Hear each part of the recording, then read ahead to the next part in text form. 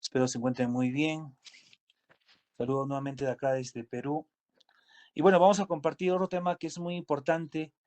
En primer lugar, pues las dispensas de las anteriores sesiones.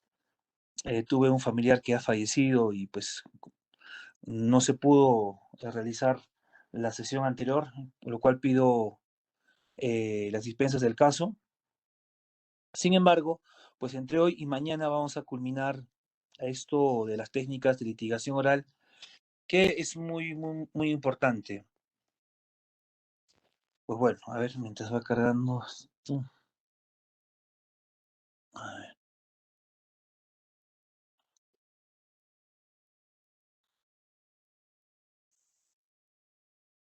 Vaya PowerPoint directamente, doctor. A ver. Ah, claro. Listo.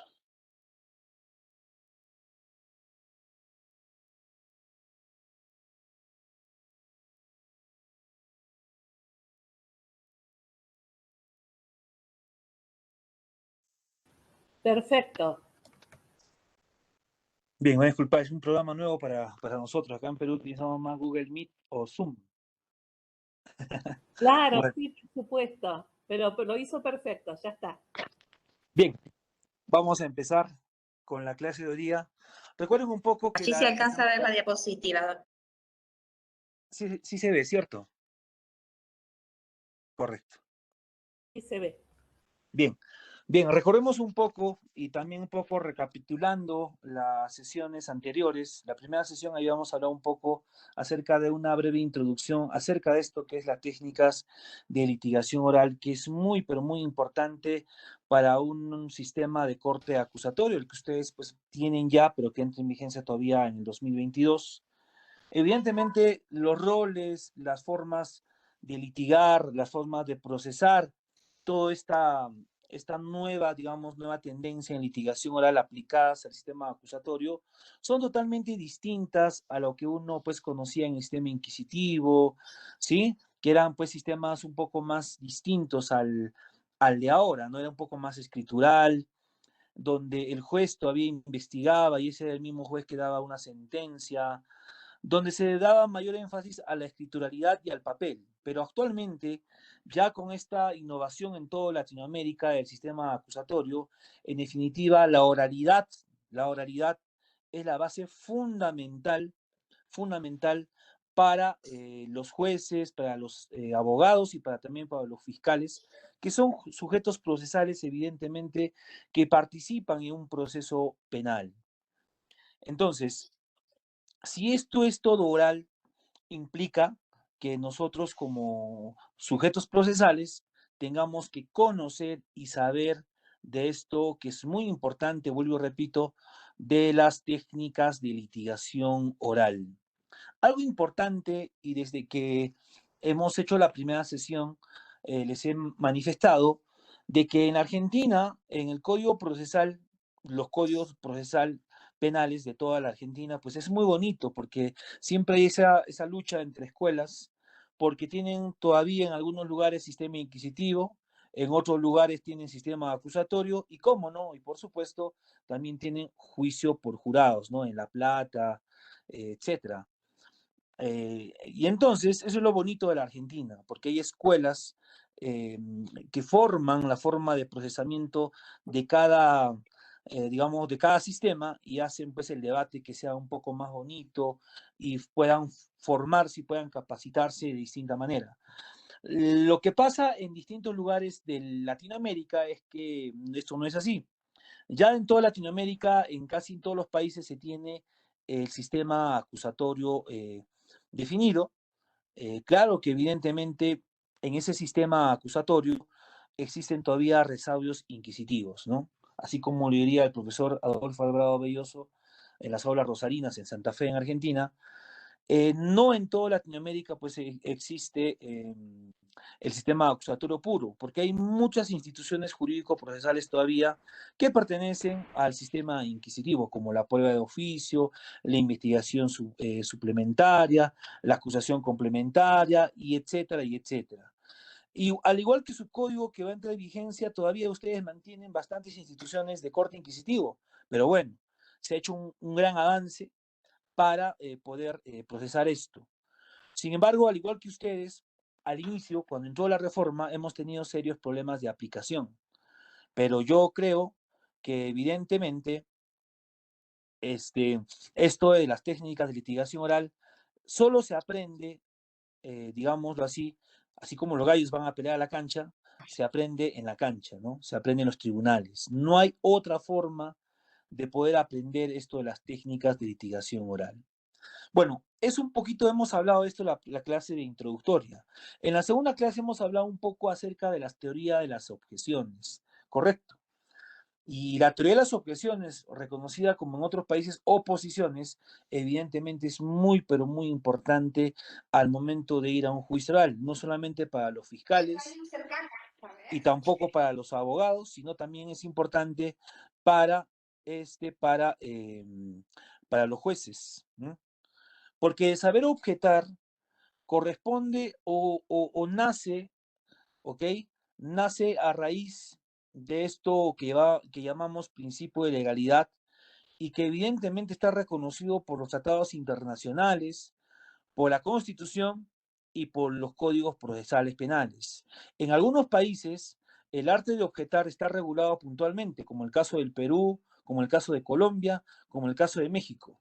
En otros países no está regulado puntualmente, pero sí te invitan de manera tácita a poder objetar, porque parte del derecho de defensa, parte de ese debido proceso, el poder objetar a preguntas prohibidas y a preguntas mal planteadas que efectúen justamente tanto la fiscalía o la defensa o en su defecto el juez. Habíamos dicho en esa sesión que también nosotros podemos objetar al juez.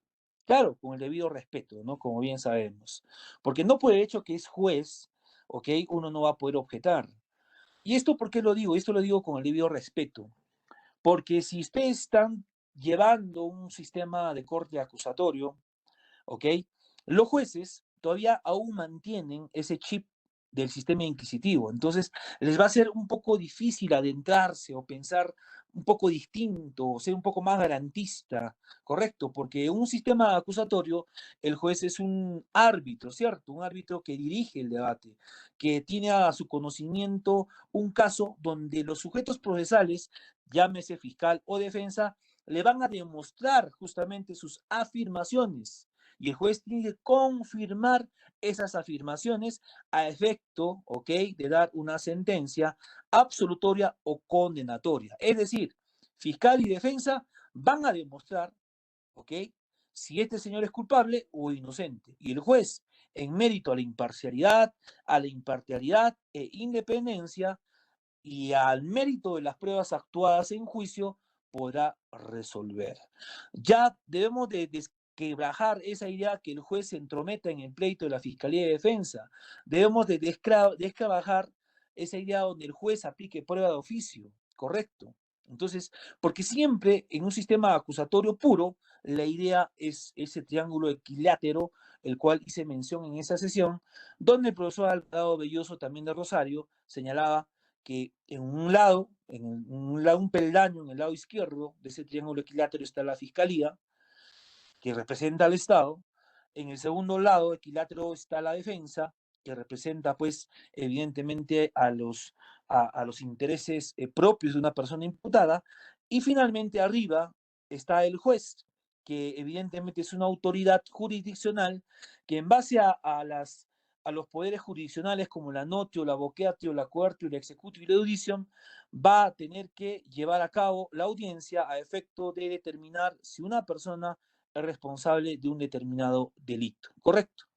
Y este siempre tiene que ser imparcial, no tiene que tener pleito no tiene que tener interés, mejor dicho, en el pleito de la Fiscalía y la Defensa, le tiene que ser indiferente, tiene que ser imparcial, porque jamás tiene que ser parte, y el aplicar prueba de oficio se convierte en parte y vulneró su imparcialidad judicial, y tiene también que ser independiente a sus decisiones, y no tomar consejos de jueces superiores, jueces supremos, o no tiene que, mejor dicho, pues hacer caso a la prensa amarillista, y también pues a lo que diga la gente. Tiene que resolver en mérito a lo que ve en un determinado juicio oral.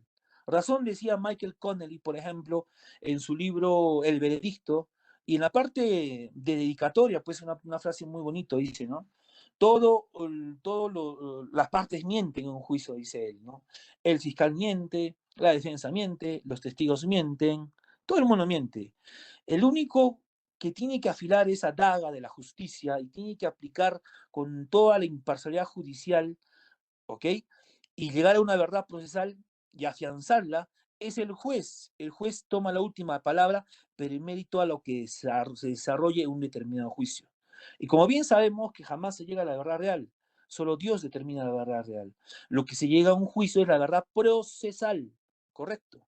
Entonces, en mérito a las pruebas, a la valoración de la prueba, a ese razonamiento inferencial que va a dar el juez, en definitiva, pues va a poder dar una sentencia, ya sea a favor o en contra.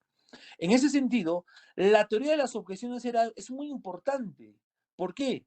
Porque a ello, frente a preguntas que en definitiva son planteadas prohibidamente, como las pruebas, mejor dicho, como las preguntas sugestivas en el examen directo, que son prohibidas casi en todos los países, evidentemente uno puede objetar.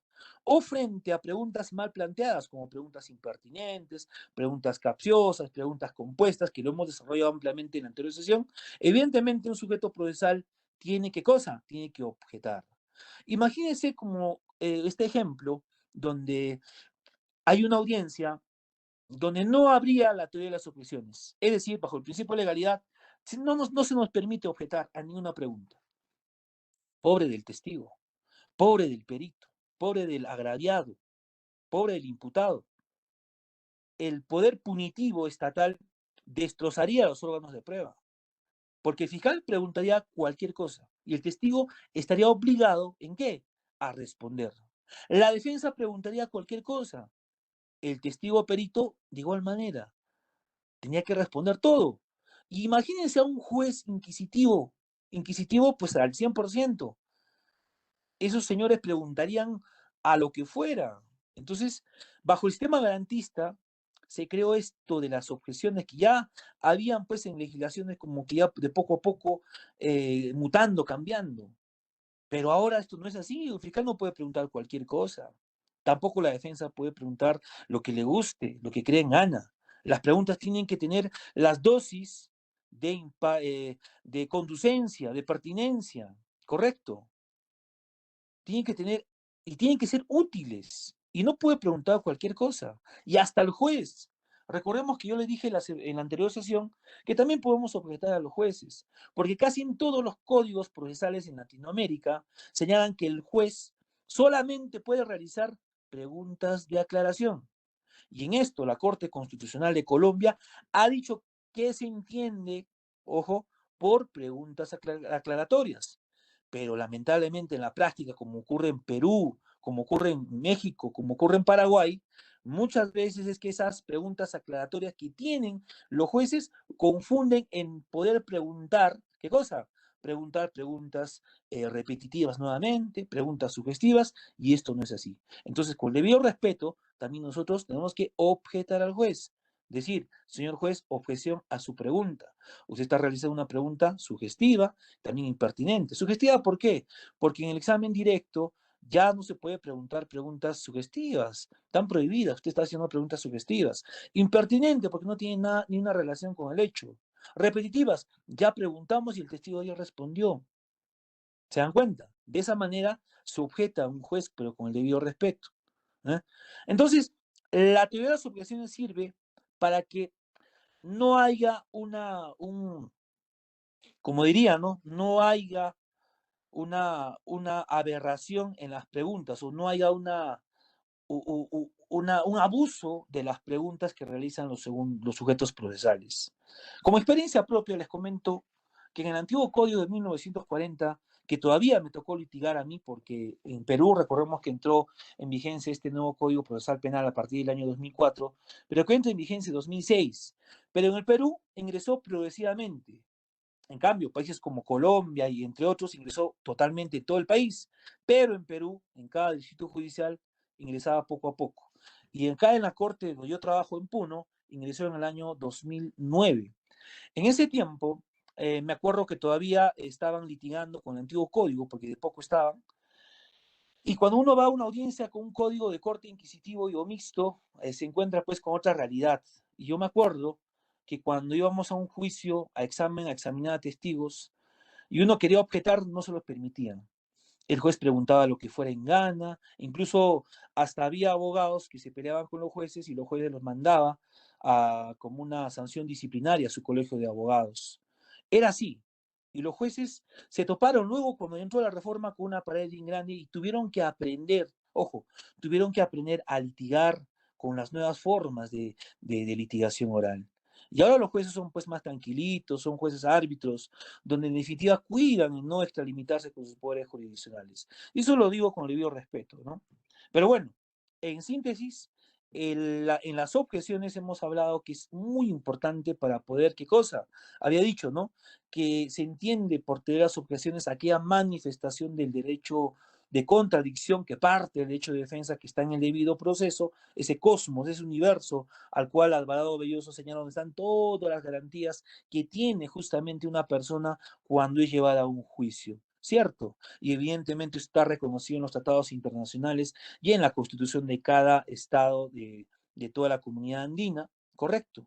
Y en rigor sirven para qué? Para regular las preguntas que hacen quienes, el fiscal, la defensa y hasta los jueces, para que de esa manera se garantice el correcto funcionamiento del sistema acusatorio, garantista, adversarial, llámenle como los sobrenombres que tiene, pues al final es un sistema donde se tiene que guardar o se tiene que atribuir y se tiene que respetar las garantías de las personas que son llevadas a un juicio, ¿correcto? Y una garantía que tienen justamente esas personas es que sean respetados en las preguntas que hacen los sujetos procesales y que también se pueda objetar esas preguntas prohibidas por un lado y mal planteadas por otro lado. Correcto. Bueno, hoy día vamos a tocar un tema que es muy importante, que se denomina los alegatos de apertura. Correcto. Recordemos que un juicio oral, casi en todos los países de la Corte de la Comunidad Andina, un juicio, el juicio oral tiene tres fases, ¿correcto? Bueno, en realidad el proceso penal tiene, en caso de Perú, en caso de Paraguay, en caso de Chile, en caso de Bolivia, en caso de México, casi en todos los países, tienen tres fases. Una primera fase, la fase de investigación preparatoria, la otra fase, la etapa intermedia y finalmente el juicio oral, ¿no? Entonces, desde la constatación de un evento criminal, correcto, como dirían los penalistas, desde la vulneración de un bien jurídico, o como dirían los procesalistas, desde que surge un conflicto intersubjetivo de intereses, o como dirían los filósofos, correcto, dirían, ¿no? Cuando alguien ha roto ese pacto social que tienen los hombres, ¿no? Como dirían, ese pacto de buenas convivencias. Por ejemplo, el matar a alguien, pues es un pacto es una violación al pacto de buena convivencia que tienen los seres humanos en sociedad, ¿no? Entonces, cuando ocurre esto, la conculcación de un bien jurídico, por ejemplo, A mató a B, el bien jurídico protegido vida, si está en juego, evidentemente van a iniciar ¿qué cosa? Van a iniciar un procedimiento penal. Y el procedimiento penal, evidentemente, son actos secuenciales que tienen y que evidentemente terminan una sentencia. En ese entender, desde la constatación de un evento criminal empieza, ¿ok? Algunos dicen, desde la noticia criminal empieza el procedimiento penal. Otros dicen, desde la formalización de investigación empieza el proceso penal. Bueno, al final, ese es un debate. Sin embargo, cuando uno ya se encuentra o se adentra en una investigación, pues el fiscal, que actualmente en todos los sistemas procesales es el encargado, es el amo y dueño y señor, es el hombre orquesta de la investigación.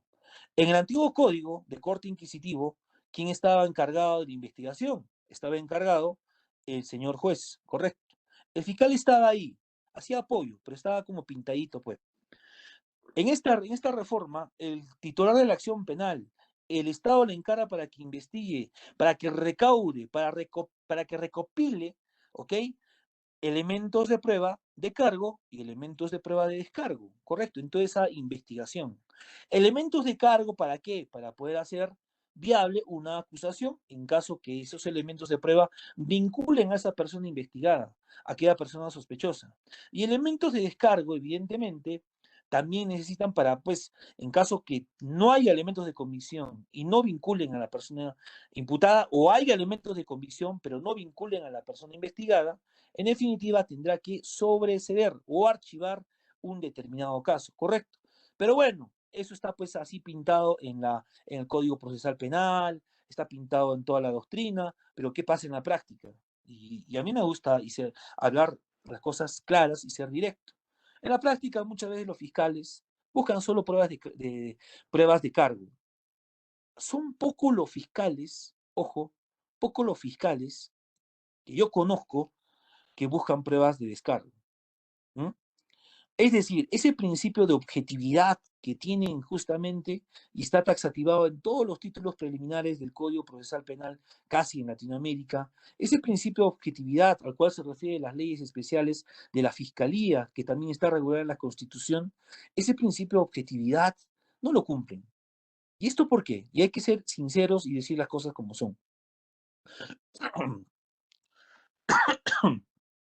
Porque,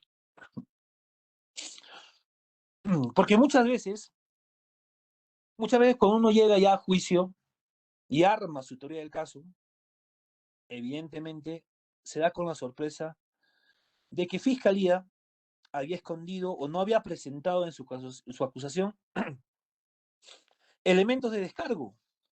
Y uno dice, oye, pero si esto hubieran presentado en la etapa correspondiente y el fiscal lo hubiera tomado de esa manera, esto era para archivar o para sobreseer. Y entonces uno se da tarde cuenta. Entonces, yo soy siempre la idea de no hacer daño a las personas. Y siempre me he enfrentado con fiscales y les he dicho las cosas como son. Me ha tocado casos donde se les dije a los fiscales, oiga, señor fiscal, ¿por qué usted hizo eso? No sabe el daño que está haciendo a las familias. No es que hay un fiscal provincial que me ha dicho que yo sí acuse, pero usted tiene criterio independiente.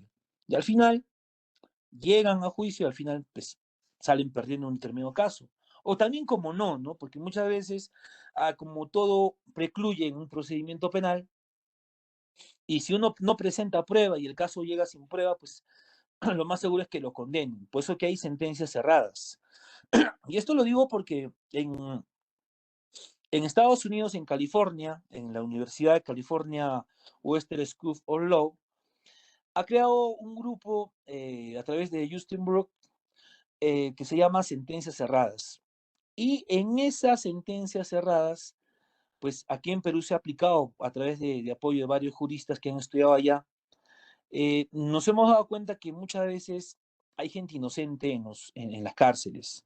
Eso ocurre por el mal funcionamiento del sistema. Por eso es que no se requiere jueces inquisitivos, no se requiere fiscales en esta reforma, fiscales que solo busquen pruebas de cargo. No se requiere fiscales de alarma, como dirían, o de semáforo.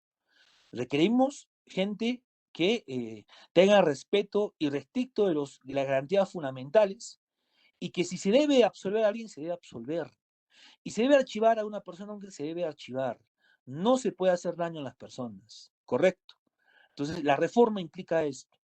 Y esto lo digo porque acá se ha visto mucho esto y también se ha visto mucho abuso a la figura de la prisión preventiva, que en otros países pues, es llamado como medio de aseguramiento, como España prisión provisional, como diría el maestro José María Asensio Mellado, ¿no? De la Universidad de Alicante. Entonces, esa prisión preventiva se ha convertido acá en una regla y no una excepción. Persona que ya imputada por cualquier delito, prisión preventiva, Dios mío. Era, era mejor no meterse en problemas porque todo era prisión preventiva acá en Perú. Le hemos dado un uso excesivo y de una manera aberrante a la figura de la prisión preventiva. Casi la Corte Interamericana de Derechos Humanos, así como ya el maestro Zaffaroni, que están ahí, un maestro argentino muy, muy importante, él decía que en un sistema de corte acusatorio, la prisión preventiva debe ser mirado como una excepción y no como una regla. Pero en el Perú lo han tomado como una regla y no como una excepción. Todo era prisión preventiva, todo, absolutamente todo. Actualmente ya ha habido ciertos cambios, ¿no? porque han aplicado ciertos criterios o han aumentado elementos a la audiencia de prisión preventiva. En fin, se ha parado por un poco esto que anteriormente era un problema muy, muy grande. Todo era prisión preventiva. Bueno, estábamos que había una investigación preparatoria, correcto, que estaba a cargo del fiscal, y que en la etapa intermedia que tienen otros países, en Colombia, por ejemplo, es un poco distinto la etapa intermedia. La etapa intermedia es como un filtro, es un filtro donde se observa la acusación, correcto. Un ejemplo, cuando la fiscalía termina la investigación, ¿ok? Ya concluyó la investigación, tiene un determinado plazo, pues, para ver si acusa o sobresee.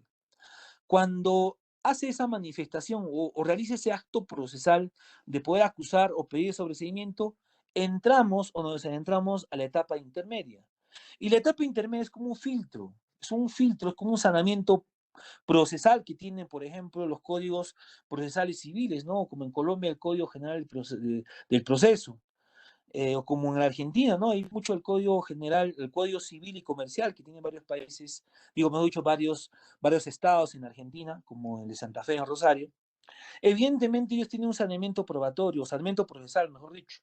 Al igual que ese saneamiento en el proceso penal o procedimiento penal, hay una etapa intermedia, ¿para qué? Para sanear justamente, para que no vaya a juicio cuestiones pues que evidentemente puedan dilucidarse a través de una cuestión formal o una cuestión sustancial o a través de una cuestión evidentemente probatística, ¿correcto? ¿Qué implica esto? En la etapa intermedia se evalúa justamente la acusación a través de un primer control que se llama el control formal, a través de un segundo control que es el control sustancial y a través de otro control. No lo dice el código, pero la doctrina especializada ha señalado que en etapa intermedia también debemos hacer un control a los elementos de prueba, porque no toda prueba puede pasar a juicio oral. Ojo, no puede pasar cualquier prueba. Sino aquellas pruebas que son muy útiles, muy conducentes y muy pertinentes, ¿correcto? Entonces, cuando se presenta la acusación, esta acusación va a ser absuelta por la defensa, en el plazo de ley, por supuesto. Cuando es absuelto, sí tenga una audiencia preliminar para debatir la acusación.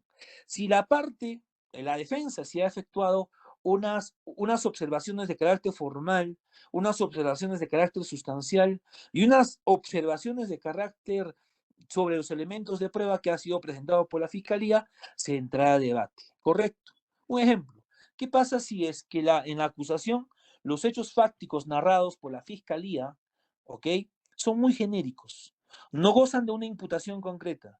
Evidentemente el abogado va a plantear una cuestión formal, va a decir, señor juez, y en la etapa intermedia, frente al juez de garantías, la acusación que presenta la Fiscalía no goza de una imputación concreta, porque para llegar ya a este nivel del procedimiento penal a una acusación, se requiere que los fácticos sean muy puntuales, en modo, en tiempo, en fechas, de manera circunstanciadas. ¿Qué pasa si, por ejemplo, la Fiscalía, correcto, la Fiscalía evidentemente presenta una acusación muy genérica? Un ejemplo, los hechos fácticos y lo presenta de esta manera y señala, en el 2024, perdón, en el año 2021, el 20 de octubre del mes de septiembre, ¿correcto? En la ciudad o en el Perú, un ejemplo, el señor Carlos mató a la señora María. Pregunto, ¿esa es una acusación muy precisa, muy puntual? ¿Goza de una imputación concreta? No, no es concreto los fácticos, esa imputación, porque está hablando genéricamente en el Perú. No se sabe en qué ciudad, qué lugar puntualmente de una ciudad, si es un coliseo, dónde queda, qué dirección, ¿correcto? Entonces, esa observación de carácter formal es discutida en un control formal para que el fiscal corrija esta circunstancia, ¿correcto?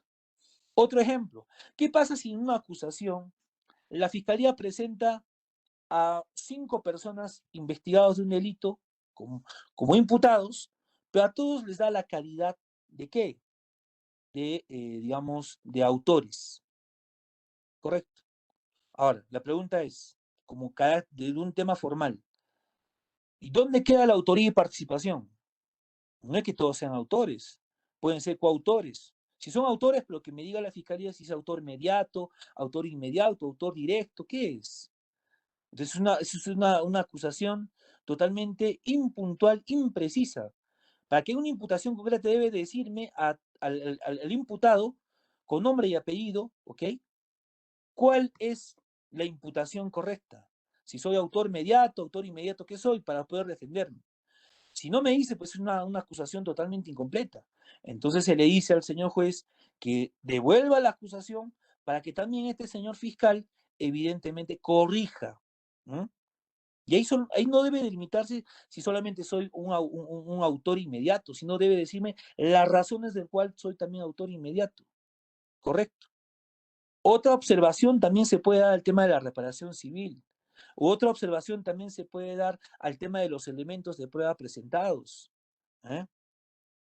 Entonces, evidentemente en el carácter formal, en la etapa intermedia, son para garantizar que esa acusación cumpla ese principio llamado principio de imputación concreta y o necesaria, ¿correcto? Tiene que ser concreto a ese nivel. Cuando ya hablamos y debatimos ya de un control sustancial, que es un tema de fondo, evidentemente vamos a hablar de cuestiones que van a poner fin de pronto al procedimiento penal. Si el abogado en el plazo de ley ha planteado una cuestión de fondo, una cuestión sustancial y no formal, si ha planteado una excepción de procedencia de acción, o como diría en otros países, naturaleza de juicio, o si ha planteado un sobreseimiento, se va a debatir en el tema sustancial. Porque si el juez de garantías va a declarar fundado esa excepción, terminará el procedimiento, lo archivará. Claro que evidentemente puede apelar a la fiscalía. Un ejemplo, ¿qué pasa si un delito de contralimitación pública, un delito, por ejemplo, de negociación incompatible, imputa a la fiscalía a un extraños, a un particular, el delito de negociación incompatible, ¿no? Le dice a la empresa, al particular, que usted o al funcionario que se ha interesado indebidamente en una licitación pública, ¿ok? La imputación es esa. Evidentemente hay dos teorías frente a esto, y estamos hablando de cuestiones dogmáticas. Hay una primera teoría, ¿no? La teoría de la unión, ¿no? La teoría del título, de la unión del título de imputación y la teoría de la ruptura del título de imputación. Dos teorías grandes que lo desarrolla Jacobs, Claude Roxin, los dogmáticos, que evidentemente a través de una excepción yo puedo plantearles. Recordemos que frente a esta teoría hay posturas que dicen que el extraños no puede responder por un delito de infracción del deber. ¿Por qué? Porque la esencia de los delitos de infracción del deber, y que son distintos a los delitos comunes o a los delitos de dominio del hecho, evidentemente son creados para esos funcionarios públicos o servidores públicos que cumplen una función y el Estado les encarga un deber de cuidado, y el no cuidar ese bien, mejor dicho, esa función que el Estado les encarga, evidentemente van a ser denunciados por un delito de colusión, negociación incompatible, peculado, etc. La pregunta es, un particular, una empresa que no es funcionario público, un ejemplo, a una licitación pública, yo, Henry Gutiérrez, soy el gerente general de una empresa de tubos, ¿correcto? Me presento a una licitación pública, me dan la buena pro, gano la licitación pública, ¿correcto? Pero pasa el tiempo y luego me imputan por un delito de negociación incompatible. Yo no soy funcionario público. La pregunta es, ¿puedo responder penalmente? Frente a esto hay dos teorías. Entonces, si el juez acepta la teoría de la ruptura del título de imputación, evidentemente mi excepción de improcedencia de acción se ha declarado fundada y por consiguiente archivará el caso. Pero si es un juez que cree en el título de imputación de la unión, del título de imputación, me irá a título de cómplice primario si puede responder, señor Extraneus. Por tanto, infundada su excepción y sigamos con el procedimiento. ¿Correcto? Pero bueno, es una cuestión dogmática. Recordemos que cuando uno habla de una excepción de improcedencia de acción, no se valora elementos de convicción, no se valora. De hecho, hay una casación que es criterio jurisprudencial vinculante en el Perú, que es la casación de Tacna, que dice que cuando uno plantea una excepción de improcedencia de acción, se debe partir de los hechos. Y hecho y todo lo que es la teoría, ¿ok? La teoría del delito. ¿No? Es decir, ese hecho tendrá que, en mérito a esa excepción, tendrá que hacer un análisis primero si ese hecho es típico, si es antijurídico o si es culpable. Entonces, frente a esa excepción, yo señalo que hay una tipicidad absoluta. ¿Por qué? Porque no se le puede imputar, correcto, a un extraño, o sea, a un particular, un delito de infracción del deber, porque tanto en los elementos objetivos requieren para su, ¿ok? Para que haya tipicidad, requiere pues que alguien cumpla ciertos deberes de cuidado y el funcionario público jamás va a tener funciones de cuidado. Bueno, eso es lo que se discute en una excepción. El otro pedido es el sobreseimiento, un tema de fondo, que evidentemente también, ahí sí se hace un análisis inferencial de elementos de convicción, pero tienen que ser elementos de convicción muy, pero muy evidentes, ¿ok? Para que pueda haber un sobreseimiento. Porque si no lo hay, evidentemente está la otra etapa que es el juicio oral para que la prueba se actúe. Entonces tiene que ser algo completamente que pueda dilucidarse a que un hecho esté claro. Si no lo está, evidentemente nos van a rechazar el pedido de sobreseimiento y vamos a ir a un juicio oral. Y la otra parte, bueno, hasta ahí termina el control sustancial. Hay otra parte de la etapa intermedia que es muy, pero muy importante, que es la etapa que yo llamo la etapa del debate de los elementos de prueba presentados y ofrecidos por las partes.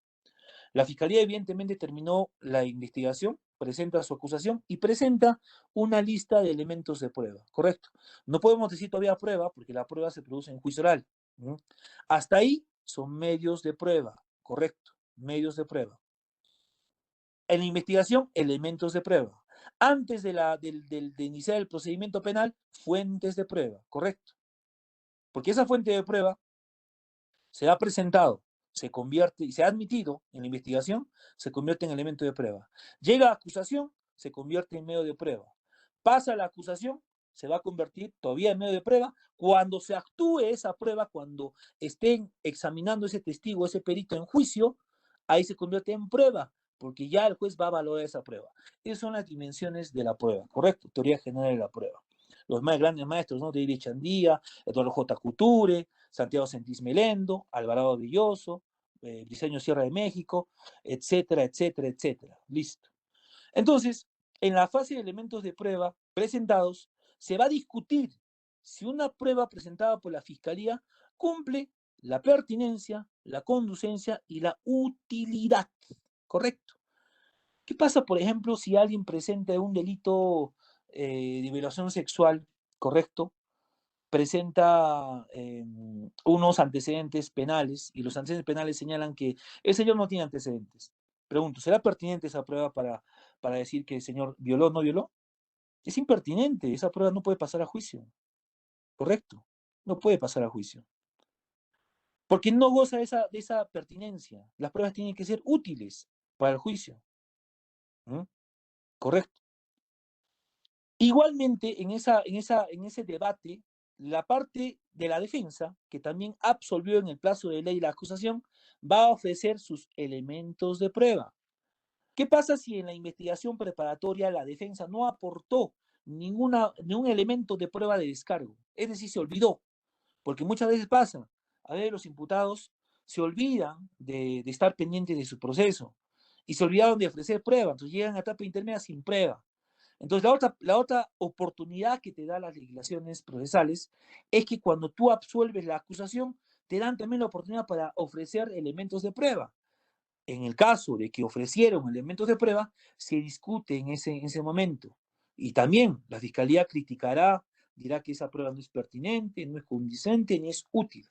¿Correcto? Terminando todo esto, que es la etapa intermedia, el juez que va a emitir, como ya saneó todo, va a emitir el auto de enjuiciamiento. Y en el auto de enjuiciamiento, que es la partida de nacimiento, ¿ok? Del juicio oral, te van a decir qué medios de prueba han sido admitidos para que sean, ¿ok? Actuados en un determinado juicio. Un ejemplo, si la fiscalía presentó pruebas periciales, pruebas testimoniales y pruebas materiales, pruebas documentales, en el autoenjuiciamiento te va a decir si esas pruebas han sido admitidas o inadmitidas, para que sean, ¿qué cosa? Actuadas en un juicio. De igual manera, de la defensa. Entonces, la partida de nacimiento del juicio oral, el eje central en la cual nosotros tenemos que estar pendientes para que sea actuada la prueba, es el autoenjuiciamiento, y a través de ella nos va a servir para todo el desarrollo del juicio oral. Eso es muy importante, ojo, el autoenjuiciamiento. Después de eso, el juzgado emitirá otra resolución que se llama el auto de citación o juicio oral, nombrando qué elementos de prueba han sido admitidos para que sea actuado y poner fecha de inicio de un determinado juicio oral. Ya ubicados en el juicio oral, recordemos que el juicio oral tiene tres fases. Casi en todos los países tiene tres fases. Una fase inicial, una fase probatoria y otra fase decisoria. ¿Correcto? Muy bien. Entonces, encontrándonos ya en juicio oral, y acá voy al alegato de apertura, que es el tema, empieza el juicio oral, ya teniendo la partida de nacimiento, empieza ¿con qué? Con la instalación válida, ¿ok? Del juicio, valga la redundancia. ¿Para qué? Para que todos los sujetos estén presentes, fiscalía, defensa, los testigos, todos estén citados. Una vez validado, ¿ok? La instalación del juicio, empieza el juicio con los llamados alegatos de apertura. Correcto. Los alegatos de apertura. Evidentemente, el juicio siempre va a empezar con las palabras, ¿no?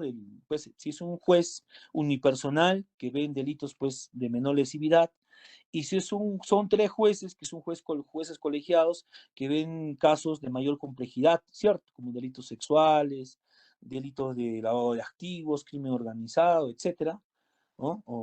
Evidentemente, va a empezar, pues, ¿no? Instalando el proceso y va a verificar si todos están presentes para que el fiscal, pues, se acredite, ¿no? Y también la defensa se acredite, estén presentes todos. Inmediatamente le dirá al señor fiscal, puede empezar usted con los alegatos de apertura.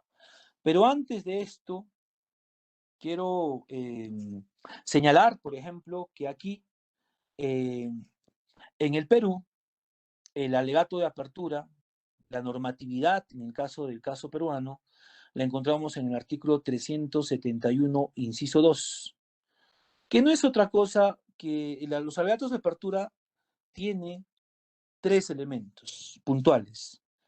Tiene un primer elemento factual, que son, pues, de los hechos, los elementos fácticos. Tiene otro elemento jurídico, que evidentemente tiene que dar una calificación jurídica, ¿ok? El fiscal, frente a ese hecho. Y el otro elemento que tienen todas las legislaciones, tiene que tener también un elemento probatístico, que se llama, pues, en ese momento tiene que hablar qué pruebas tienen para que sean actuadas en juicio. Es decir, un alegato de apertura de la parte más simple se efectúa o se estructura bajo esos tres elementos. Los hechos fácticos, ¿no? La norma, que puede ser la norma penal, la norma jurisprudencial, ¿ok? La norma procesal, está ahí.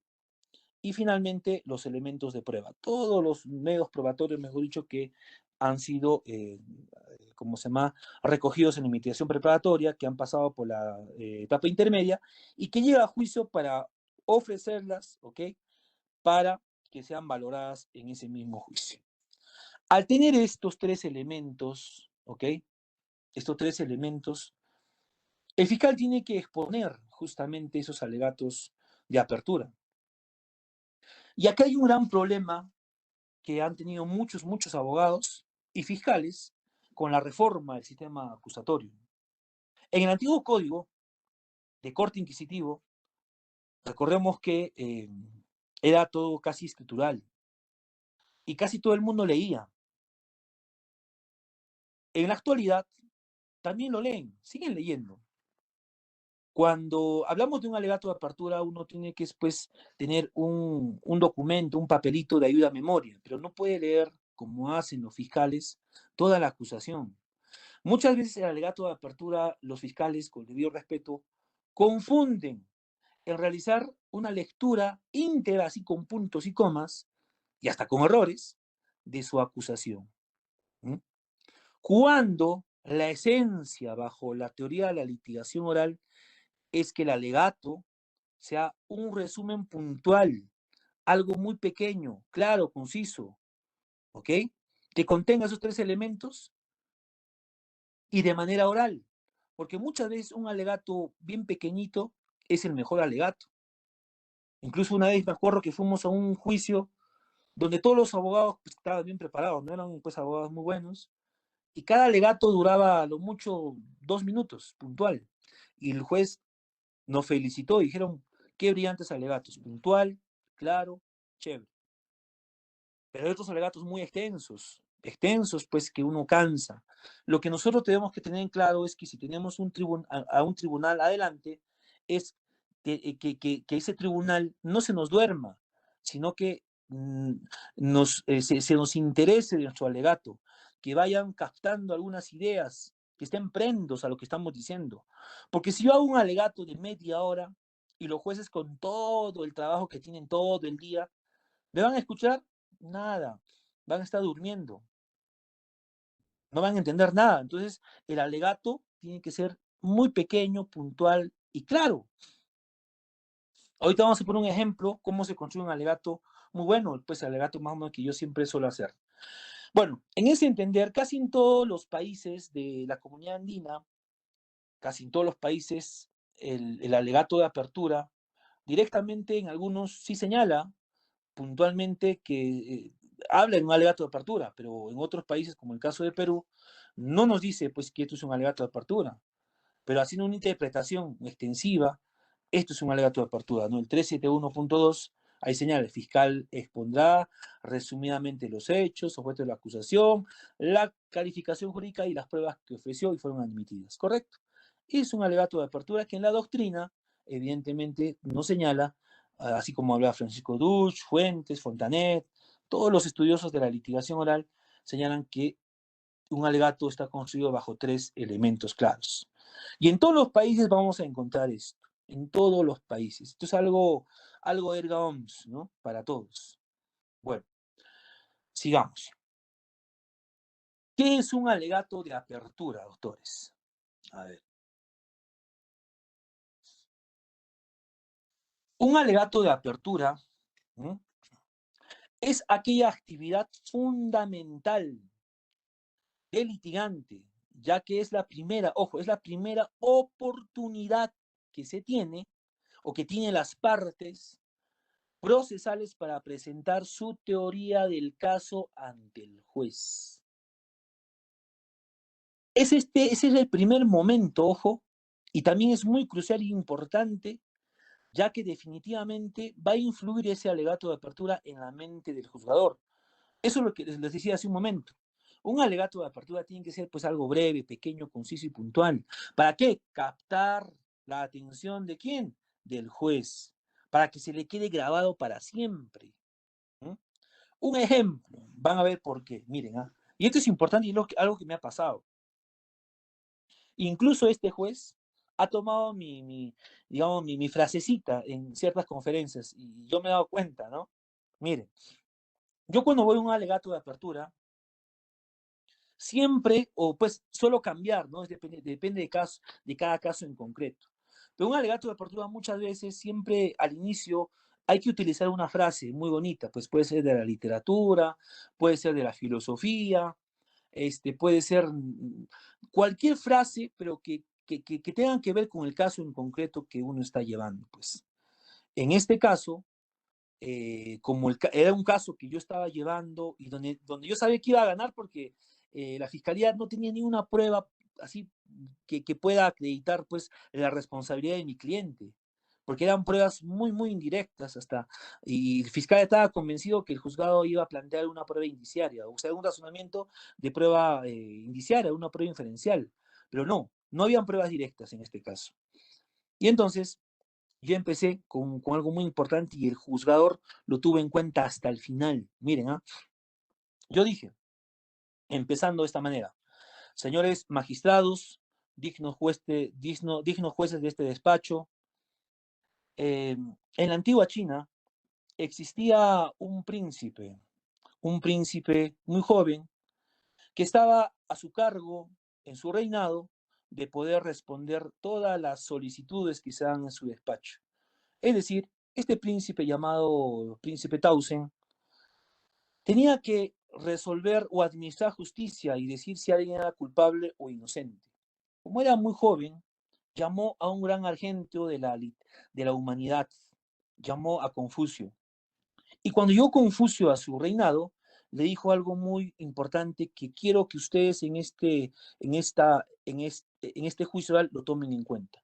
Le dijo, eiga, señor rey, eiga, señor Confucio, si usted quiere absolver o condenar a una determinada persona por un delito, usted tendría que ver que esas pruebas presentadas sean tan diáfanas y claritas como la luz del día. Y en caso que no lo sean, usted tendría que absolver. Señores magistrados, en este juicio oral, lo que va a venir a traer la Fiscalía a través de todos sus elementos de prueba presentados, van a encontrar lo siguiente. No van a encontrar esas pruebitas tan claritas y diáfanas como la luz del día, sino van a encontrar puras pruebas oscuras y que no guardan relación. ¿Se dan cuenta? Entonces, yo le dije ese ejemplito y al juez hasta el final, hasta la sentencia, se le quedó.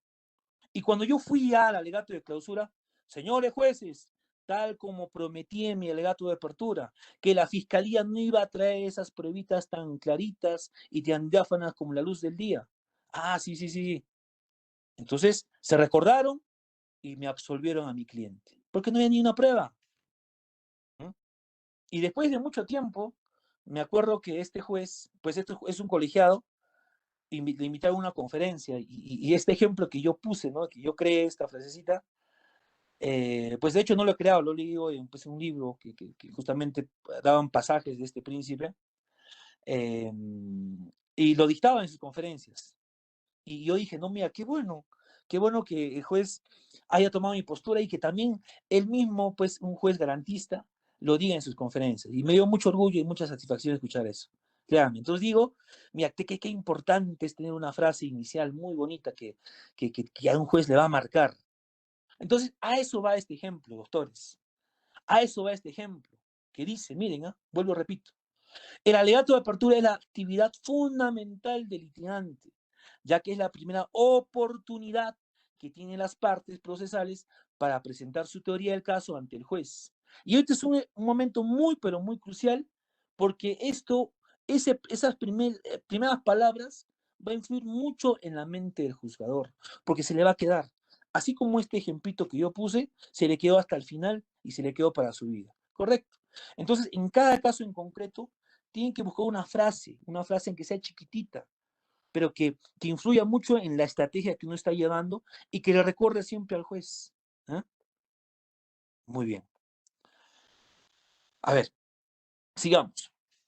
El alegato de apertura también debe hacerse de manera lógica, coherente, persuasiva y concisa. Es lo que iba, ¿no?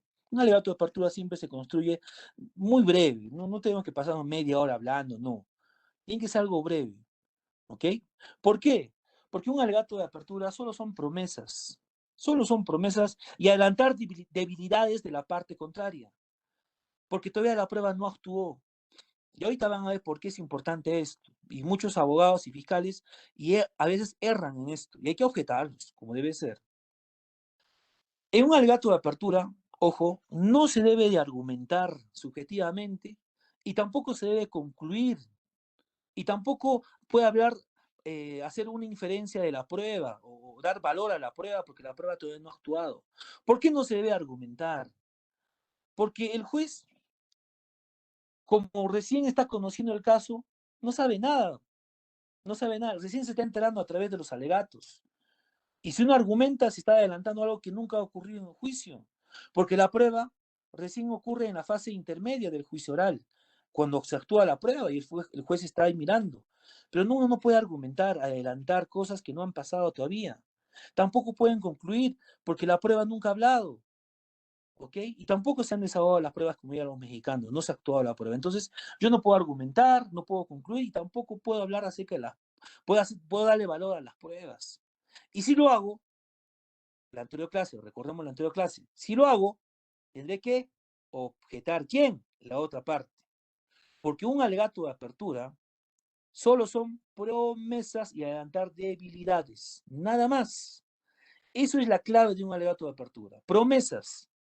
Un ejemplo, una promesa. A ver, señores magistrados de este digno tribunal, seguramente la fiscalía traerá a este tribunal a 2 peritos. Señor magistrado, ahí estoy adelantando debilidades, ¿eh? Y digo, señor magistrado, cuando vengan los peritos de la fiscalía, van a caer en contradicciones. Cuando vengan los testigos a este tribunal, no podrán validar la imputación efectuada por la fiscalía. Estoy adelantando debilidades, ojo, no estoy hablando de la prueba nada. Sin embargo, nosotros le vamos a demostrar a través, ¿qué cosa? A través del testigo Juan Carlos Quispe Quispe, un ejemplo, que el señor imputado no se encontraba en el lugar de los hechos. Señor magistrado, a través del testigo tal, voy a demostrar esto, así. Prometer, solamente. Entonces, cuando ya vamos a un juicio, a la actividad probatoria, pues a la fase donde se desahogan las pruebas, como el juez estuvo al pendiente de mi alegato, me prometió este señor abogado que este perito se iba a contradecir. Entonces, cuando ya estoy en la fase de desahogo de las pruebas o en la fase del examen de peritos, y yo destrocé al perito, ¿cumplí mi promesa o no? Sí, cumplí mi promesa. Entonces, en mi alegato de clausura diré, señor magistrado, como yo le prometí en mi alegato de apertura que este perito iba a caer en contradicciones, cuando vino al examen, cuando lo examinamos en el contrainterrogatorio, vimos, en primer lugar, que no era un perito eficiente, porque no era un perito especializado, era un médico general, no era un perito, un médico ginecólogo especialista. Primero. Segundo, cuando le preguntamos sobre las técnicas que realizó, no sabía qué técnica había aplicado. Por tanto, ahí demostramos, señor magistrado, que se estaba contradiciendo con la anterior pericia que efectuó. Entonces, uno le va diciendo de lo que ha prometido, lo que se ha actuado, y vas concluyendo en tu alegato de clausura. Y le vas demostrando al juez que evidentemente tus promesas son ciertas. Esto funciona más o menos al igual cuando tú tienes tu pareja, ¿no? Bueno, pues un ejemplo, ¿no? ¿Qué tal si un ejemplo, que la doctora Estela, ¿no? Su esposo, y le dice, mi amor, yo te quiero, ¿no? Entonces, pruébalo, le dice la doctora Estela. Evidentemente, su esposo tiene que ser, pues, si esa promesa le dijo, tiene que cumplirla. Y si no lo cumplió, no, este señor es un mentiroso, no me quiere. Y terminarán. Al igual que esto funciona en el juicio oral. Si yo le digo una promesa al juez, tengo que cumplirla. Por eso es que cuando uno haga o arme su teoría del caso, tiene que saber qué es lo que puede probar y qué es lo que no puede probar para prometerle a un tribunal lo que va a poder probar también. Correcto. Entonces, esto funciona así, doctores. Bueno, resumiendo esta parte. Un alegato de apertura debe de ser puntual, coherente, persuasiva y concisa. El alegato de apertura debe ser breve. Ojo, en un alegato de apertura no se puede argumentar porque todavía no se ha actuado la prueba, tampoco se puede concluir y menos se puede hablar de la prueba a fondo. Puedes tú prometer sí, o sea, puedes hablar un poquito de elemento de prueba que vas a probar, pero no puedes darle valor todavía a esa prueba, no puedes hacer un razonamiento inferencial de la prueba, como ya un alegato de clausura se puede hacer. Pues sí, en un alegato de apertura tienes que adelantar debilidades y tienes que hacer promesas que puedes tú cumplirlas, ¿correcto? Vuelvo y repito, es como si alguien tiene su novia y le diga, mi amor, te amo, no vamos a ir al año a Madrid de paseo. Bueno, la esposa va a esperar hasta el año a Madrid. Llegó el tiempo, no cumplió, no, este es un mentiroso, no me quiere, ¿cierto? Pero si tú demuestras que la amas, haces todo y la llevas a Madrid, uy, te va a decir, pues sí, cumplió, me quiere, me ama. Es lo mismo, correcto. Bueno, Vamos a hacer un pequeño break de unos 2 minutitos por ahí para tomar un agua que la voz se me está yendo, ¿sí? Por favor, 2 minutitos para tomar un agüita.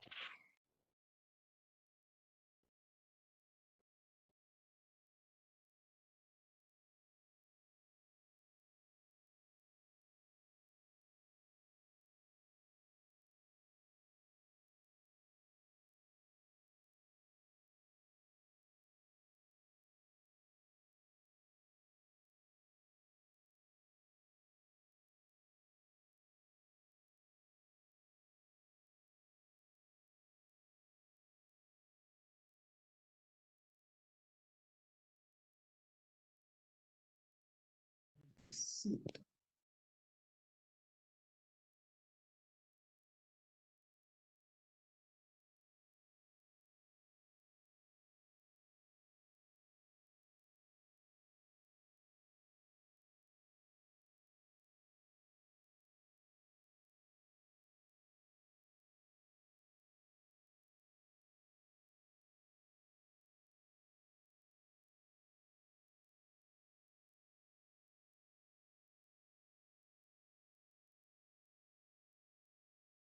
Continuemos, ya nos refrescamos la garganta, vamos a seguir.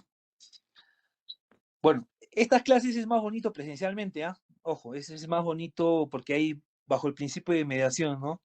Como un juicio, ahí ves a los participantes, pones ejemplos prácticos, es más bonito que visitarlo virtualmente, ¿no? Espero que sea posible poder ir pronto por allá para poder pues hacerlo más presencial y es más bonito, con prácticas muy importantes, ¿no? Se arman grupos, un grupo de fiscales, un grupo de defensa, y ahí mismo hacemos la práctica, ¿no? Uno hace su alegato de apertura, el otro la defensa hace su alegato de apertura, y yo actúo de juez y ahí se va practicando. Es bonito eso.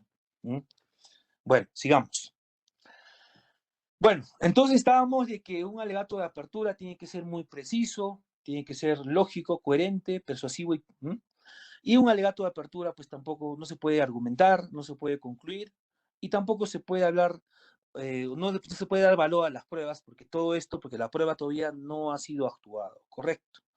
La gran pregunta es, doctor, ¿pero qué pasa si la fiscalía, un ejemplo, hace un alegato de apertura donde esté argumentando y donde está concluyendo? ¿Ah? Eh, ¿Qué se hace ahí? La gran pregunta. A ver, ¿qué hacemos ahí, doctores? La gran pregunta es que aquí, si es que la fiscalía está haciendo todo esto, evidentemente vamos a objetar, ¿correcto? Vamos a objetar y no tenemos de tener miedo a objetar un alegato de apertura. Recordemos que en la clase anterior yo señalé y dije que podemos objetar al alegato de apertura, podemos objetar al alegato de clausura, podemos incluso objetar a los testigos, ¿ok? En los exámenes, ¿ah? En los exámenes directos, o en el contrainterrogatorio se puede objetar al testigo, se puede objetar al juez. Ojo, se puede objetar al juez. Entonces, la gran pregunta hasta aquí es, ¿se puede objetar al alegato de apertura?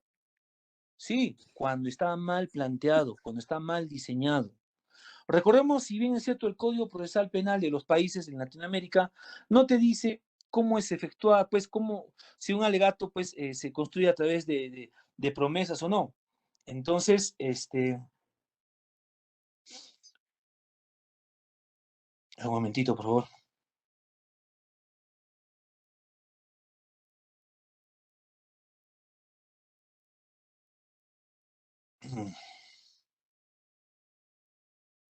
Bueno, entonces uno objeta de la siguiente manera. Objeta cuando, un ejemplo, si la fiscalía está leyendo, ojo, porque siempre leen los fiscales su acusación, un alegato de apertura, lee y dice, no, señores magistrados, al juicio va a venir el testigo Carlos Pérez y este señor ha dicho que efectivamente el señor Pedro mató a Carlos. Y también va a venir el testigo Ana María Lucía, también va a decir o ha dicho que mataron efectivamente al señor Carlos. Entonces, ahí está concluyendo, ¿cierto? Porque está dando valor inferencial a las pruebas. Entonces, uno se da cuenta que tiene que ser objeción, señor juez, al alegato de apertura de la fiscalía. Ok, muy bien. Esta es una objeción totalmente distinta a la objeción de las preguntas, ojo, ¿ah? Aquí, Ok. bajo el principio de especificidad, no puede decir objeción impertinente o esto, ¿no? Acá se tiene que hacer de la siguiente manera. Objeción, señor magistrado, al alegato de apertura. A ver, señor abogado, sustente su objeción. Señor magistrado, como bien sabemos, un alegato de apertura se construye a través de tres elementos: fácticos, eh, norma, ¿ok? Y elementos o medios de prueba. La doctrina autorizada señala y puntualiza que un alegato de apertura no se puede argumentar, no se puede concluir, ¿ok? Y no se puede dar valor a las pruebas, porque éstas todavía no han sido actuadas. Lo dice en su libro Teoría de la Prueba y Litigación Oral, Fontanet, por ejemplo. Lo dice en su libro El contrainterrogatorio, el profesor Alejandro de Castro, página 25 a la página 26, ejemplo.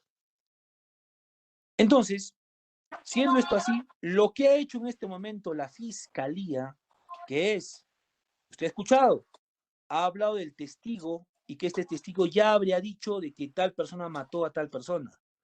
Y dijo de otro testigo lo mismo. ¿Qué es lo que está haciendo el fiscal en este momento? Está concluyendo y está dando valor a los medios de prueba cuando todavía no estamos en la fase de actuación probatoria. Por todas las consideraciones, señor magistrado, le objeto al señor fiscal y solicito que se declare fundada mi objeción para que el fiscal reformule, ¿ok? Reformule su alegato de apertura. Gracias. Listo. ¿El juez qué va a decir? A ver, bueno, escuchando muy atentamente la objeción de la parte de la defensa, le vamos a declarar fundada por las siguientes razones. Uno, evidentemente, un sistema de corte acusatorio, un alegato de apertura, más allá de los tres elementos normativos bajo su configuración, evidentemente no se puede concluir, argumentar y dar valor probatorio a las pruebas, porque esto tiene una cualidad distinta.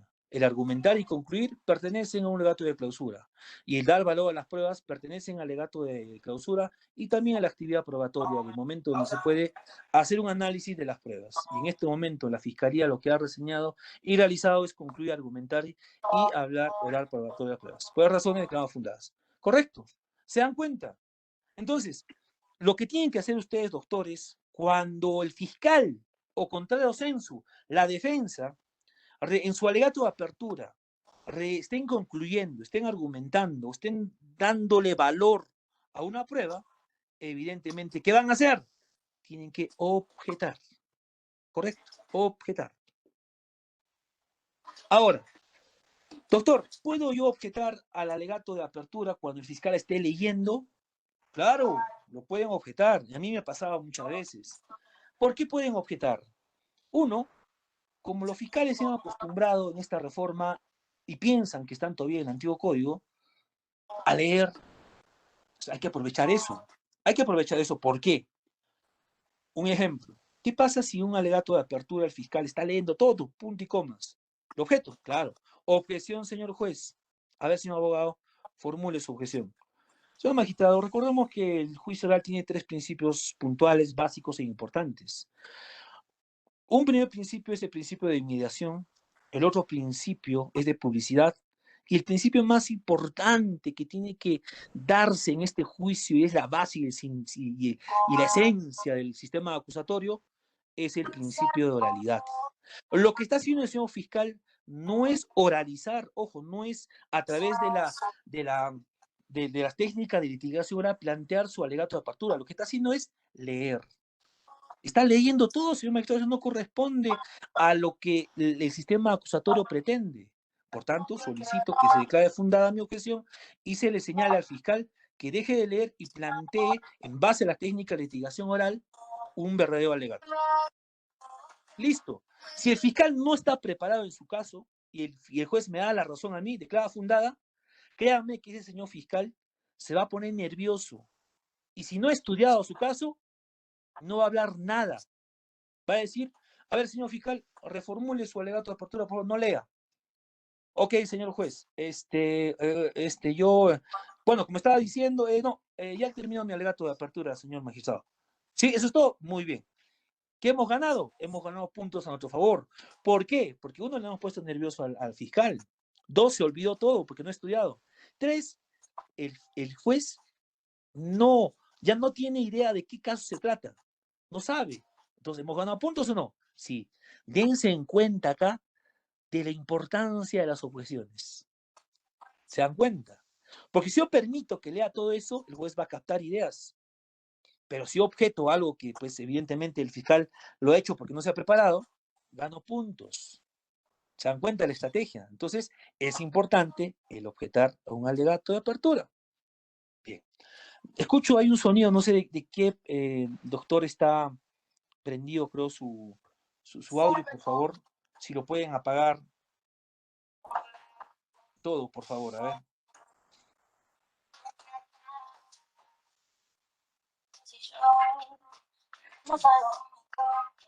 A ver, no sé, hay un audito que escucho.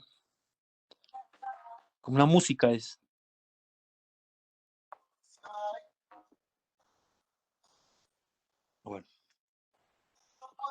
Bueno, seguimos con la siguiente diapositiva.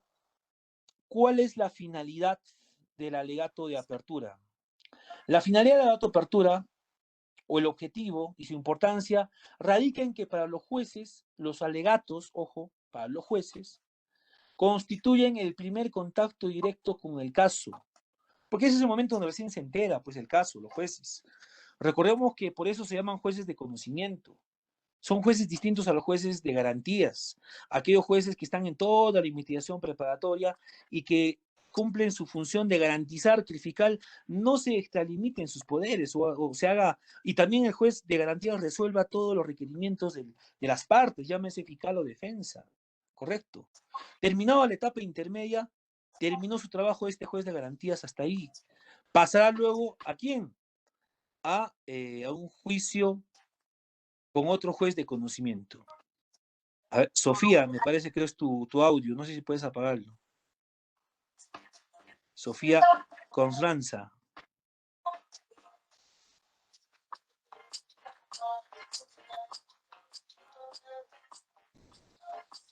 Bueno, entonces, como estaba diciendo, es el primer contacto que tiene justamente los jueces con el caso en concreto.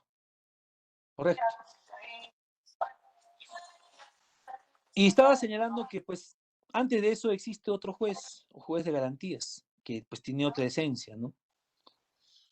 Y además, pues un juez de conocimiento, cuando se plasma con el alegato de apertura, representa la oportunidad de que se conozca el caso según la posición de los sujetos procesales, tanto de la defensa como de la fiscalía. Y esto sirve también para que el juez o los jueces, en definitiva, vayan tomando postura o vayan mirando qué es lo que se va a dilucidar en la actividad probatoria. ¿Cuál es la estructura? Bueno, la estructura de un alegato de apertura. Diferentes juristas como Ana Montes Calderón y Fernando Jiménez Montes reconocen que no hay un modelo de estructura, ¿no? Pero hay una estructura básica que está en todos los códigos procesales penales, ¿no?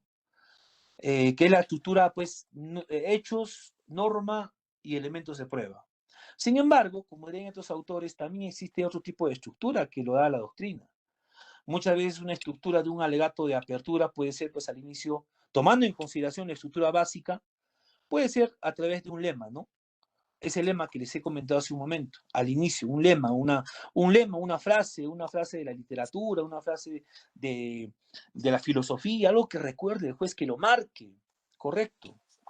Y a través de esto ya podemos nosotros, a través de esta estructura, ¿no?, podemos realizar la otra fase, que es ya puntualizar los hechos fácticos y también puntualizar la norma y finalmente los elementos de prueba. Es una estructura muy genérica que evidentemente no es una estructura que sea objetiva, sino es una estructura,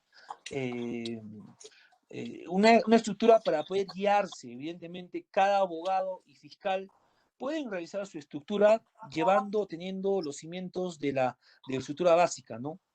Una estructura de hechos, una estructura de medios de prueba y una estructura de norma, ¿correcto? Y ahí agregar ciertos matices que cada uno tiene, pues, evidentemente, su estilo para poder realizar un alegato de apertura, ¿correcto? De esa manera, pues, se desarrolla un alegato de apertura, muy puntual. Pues bueno, como estaba señalando hace un inicio, la estructura de un alegato de apertura implica, y es la primera parte que el juez va a escuchar, implica que haya mucha simpleza en un alegato de apertura. ¿Mm? Correcto. Un ejemplo de un alegato de apertura, ¿sí? Al ejemplo que les puse, dirán, ¿no? Señores magistrados, muy buenas tardes, digno tribunal. En la antigua China existía un rey llamado Tausen. Este rey, este príncipe Tausen, tenía problemas de cómo resolver los procesos que llevan a su despacho en su reino. Tenía problemas si una persona podía condenar o podía absolver. Acongojado él, llamó a Confucio, un gran argento de la humanidad. Y cuando Confucio va a su reino, le dice algo muy importante que quiero que ustedes tomen en cuenta en todo este juicio. Le dijo lo siguiente: oiga, señor rey, para poder condenar o absolver a una determinada persona, usted tiene que verificar, confirmar que esos medios de prueba traídos a su despacho sean diáfanas y tan claritas como la luz del día. Señores magistrados, hemos escuchado muy atentamente el alegato inicial de la Fiscalía. De hecho, hace un alegato, y más que un alegato, hace una lectura íntegra de la acusación. Pero no voy a reparar a esto. Señores magistrados, tal como en su lectura que ha realizado la Fiscalía en este momento, ha señalado y seguramente va a traer a este juicio a dos peritos. Un primer perito médico legista que cuando venga a este tribunal va a caer en contradicciones. El otro médico legista que va a venir aquí no va a poder responder a las técnicas en las cuales ha llevado sus conclusiones. Y también señaló la Fiscalía que va a traer a tres testigos con respecto a este caso. El testigo Juan, que cuando venga, ustedes van a poder observar, el testigo no podrá señalar que el imputado se encontraba en lugar de los hechos. Y también dijo que iba a traer a testigo María. La testigo María, al igual que otro testigo, se va a contradecir. Y finalmente, la testigo Carla, de igual manera, se va a contradecir con los demás testigos. Aunado a ello, ha señalado que a través de la prueba material va a probar su hipótesis, su teoría del caso. Señores magistrados, la defensa va a demostrar que esas pruebas materiales no serán útiles, ni pertinentes, ni conducentes para este caso.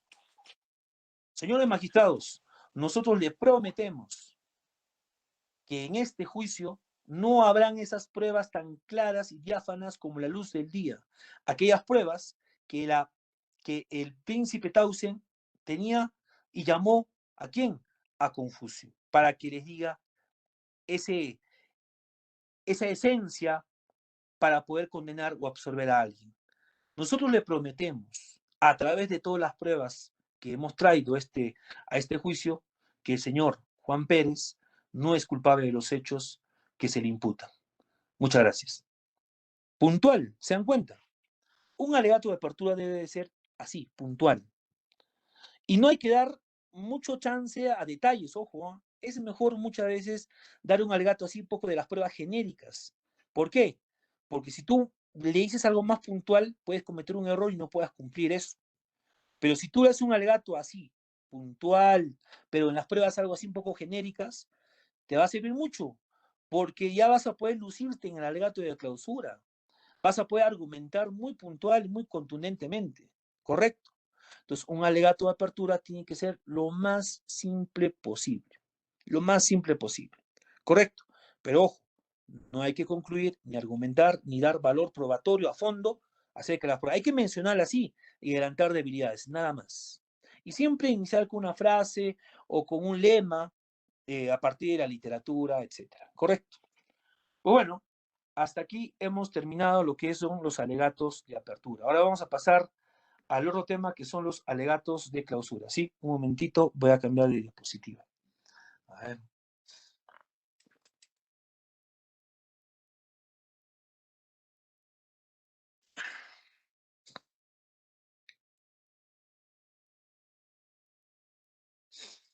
¿Dónde me has mandado?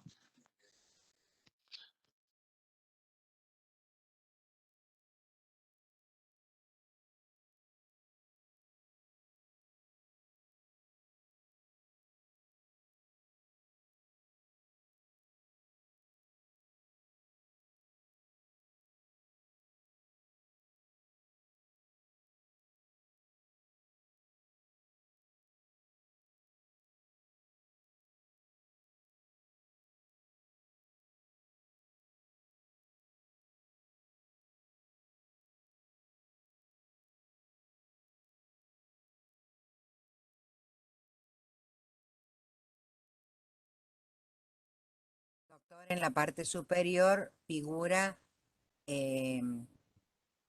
dejar de compartir.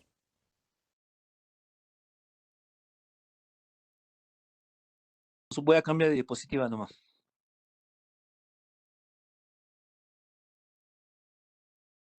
Sí, sí se puede, sí.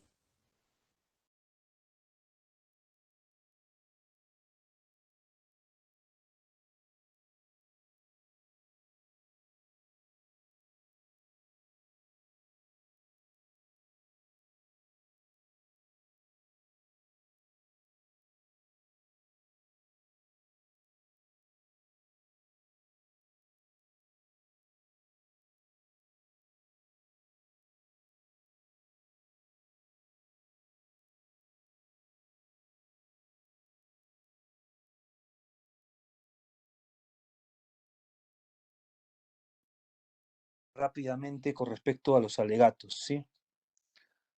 De igual manera, los alegatos, en definitiva, de clausura, son muy importantes en lo que concierne, pues, un determinado juicio oral, ¿sí? Ya que si hay un alegato de apertura, evidentemente tiene que haber un alegato de clausura. Recordemos que el alegato de apertura es la fase inicial, ese primer contacto que los abogados o los fiscales tienen con el juez de contarle la historia que ellos han llevado hasta juicio. Evidentemente, la fiscalía siempre llevará una tesis de culpabilidad y la defensa una tesis de inocencia, para que el juez saque una antítesis y determinará cuál de los dos, evidentemente, ha demostrado sus afirmaciones, y el juez confirmará cada afirmación planteada en el alegato de apertura a través de las pruebas actuadas en un determinado juicio, ¿no? O sea, el alegato de clausura es la otra parte importante que ocurre al terminar ya la actividad probatoria después que se han actuado todas las pruebas. Y estas son las últimas palabras que tienen los fiscales, que tienen las defensas. Es decir, sin el alegato de apertura, ¿ok? Sin el alegato de apertura, prometieron y no concluyeron y no argumentaron y no dieron valor a la prueba. En el alegato de clausura, en el alegato de clausura, es todo lo contrario. Es la oportunidad de poder argumentar, de poder concluir, de poder darle un valor a la prueba, de hacer inferencias probatorias, de hacer un análisis de cada prueba que han llevado a juicio. Correcto. Es la última oportunidad, más bien esto, el alegato de clausura, de poder persuadir al tribunal, de poder persuadir a los jueces de que la teoría del caso de uno es la más convincente. Correcto. Como diré acá, ¿no? Es el momento culminante, es la escena final. Vamos a la definición. El alegato de clausura es la última oportunidad de convencer a los jueces que nosotros pues, que nosotros consideramos y tenemos que conocer al juez o a los jueces de cuál es la mentalidad de aplicación jurisprudencial, de aplicación doctrinaria, o cuál es la forma de razonar de un determinado juez. Pues a través de esa última oportunidad, nosotros debemos de demostrar a un juzgador de que evidentemente nuestra teoría del caso es la más óptima. ¿Correcto? En los alegatos finales o los alegatos de clausura, los alegatos pues es una exposición crucial en el proceso, porque en ahí vamos a saber lo que se probó y lo que no se probó en un determinado juicio. Sabemos en qué hemos debilitado la versión de la contraparte y en qué mejoró nuestra posición al actuarse las pruebas. Con los alegatos finales, la teoría del caso pasa a ser la verdad del caso.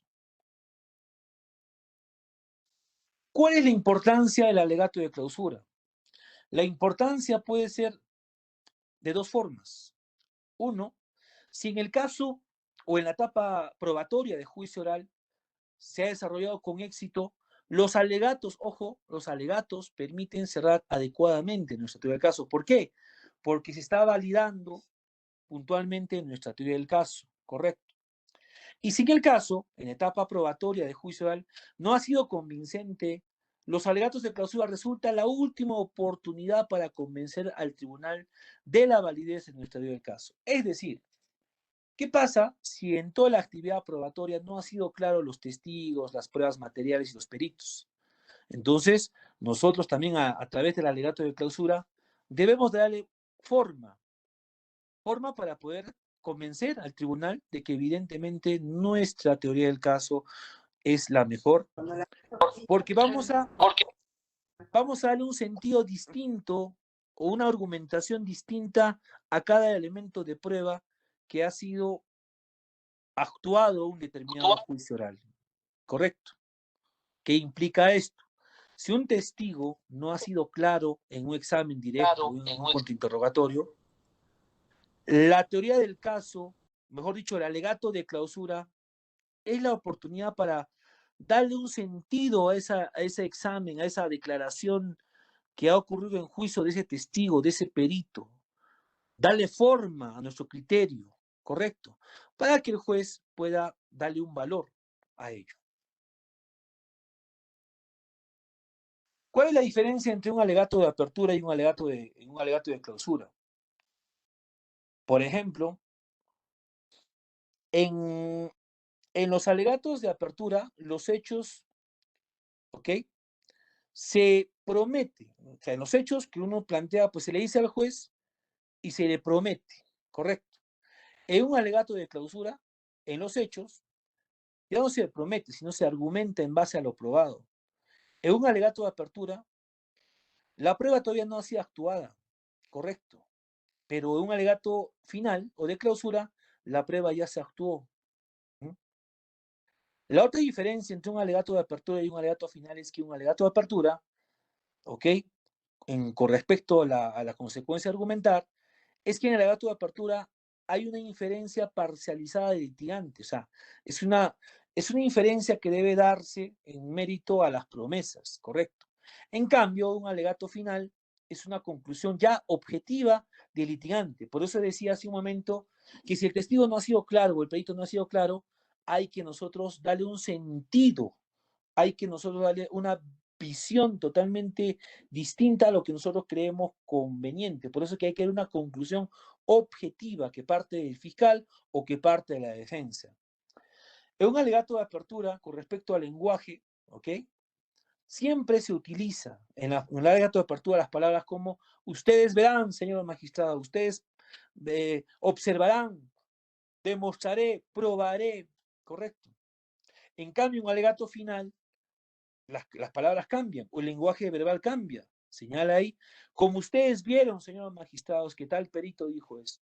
Como ustedes vieron o observaron, señores magistrados, que cuando vino el testigo dijo esto y se contradijo.